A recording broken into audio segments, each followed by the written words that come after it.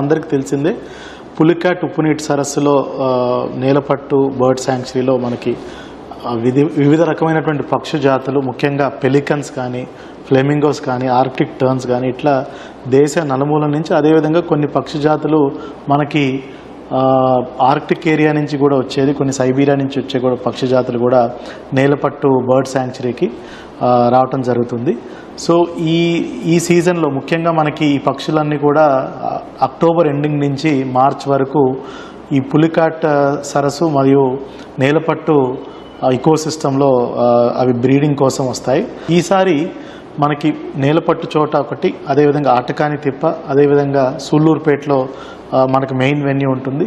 అదేవిధంగా మనకి ఇరక్కం ఐలాండ్, బీవీపాలెం ఈ రెండు ఒక ఐలాండ్ టూరిజంని ఈసారి కొత్తగా మనము ప్రమోట్ చేస్తున్నాం. లోకల్గా ఉండే పీపుల్స్కి ఉపాధి కావచ్చు, లేకపోతే ఎలాంటి అంశాలు ఉన్నాయి? లోకల్ పీపుల్కి ఉపాధి మీద చాలా దృష్టి పెట్టామండి. ముఖ్యంగా ఈసారి చూసుకున్నట్టయితే మనకి బీవీపాలెం, ఇరక్కం ఐలాండ్ కొత్తగా మనం బోటింగ్ స్టార్ట్ చేయబోతున్నాం. లోకల్ బోట్స్మెన్ సొసైటీస్ ద్వారా లోకల్ ఫిషర్మ్యాన్కి అతి తక్కువ మోతాదులో ప్రజల నుంచి ఒక చిన్న ఫీ కలెక్ట్ చేసుకో ఫర్ బోటింగ్కి. ఇప్పుడు బోట్కి మనకు ఖర్చు అవుతుంది, డీజిల్ ఖర్చు అవుతుంది కాబట్టి సో 45 మినిట్స్ బోట్ రైడ్కి ఒక 30 రూపీస్. అదేవిధంగా ఇరక్కం ఐలాండ్ వెళ్ళడానికి సుమారుగా 2 గంటల సమయం పడుతుంది. దానికోసం ఒక 100 రూపీస్ కలెక్ట్ చేస్తాం టూరిజం డిపార్ట్మెంట్ ద్వారా. ఈ డబ్బులన్నీ కూడా తిరిగి మళ్ళీ బోట్స్మెన్ సొసైటీస్కే ఇవ్వడం జరుగుతుంది. అదేవిధంగా ఒక విధంగా చిన్న ఫీజు పెడుతూ పిల్లలు 15 ఇయర్స్ లోపు ఉన్న వాళ్ళందరికీ కూడా మనం ఫ్రీగానే పెడుతున్నాం.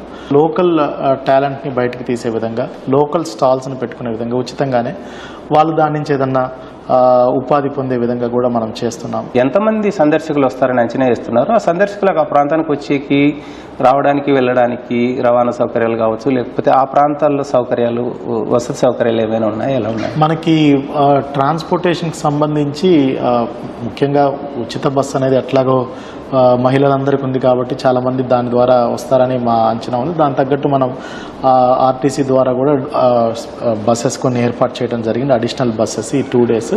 అదేవిధంగా కొన్ని స్కూల్ పిల్లలకు కూడా సుమారుగా ఈచ్ డే ఒక 3500 స్కూల్ పిల్లలకు కూడా మనం ఫ్రీ ట్రాన్స్పోర్ట్ ప్రొవైడ్ చేసి అన్ని ప్లేసెస్ కూడా తీసుకెళ్ళడం జరుగుతుంది.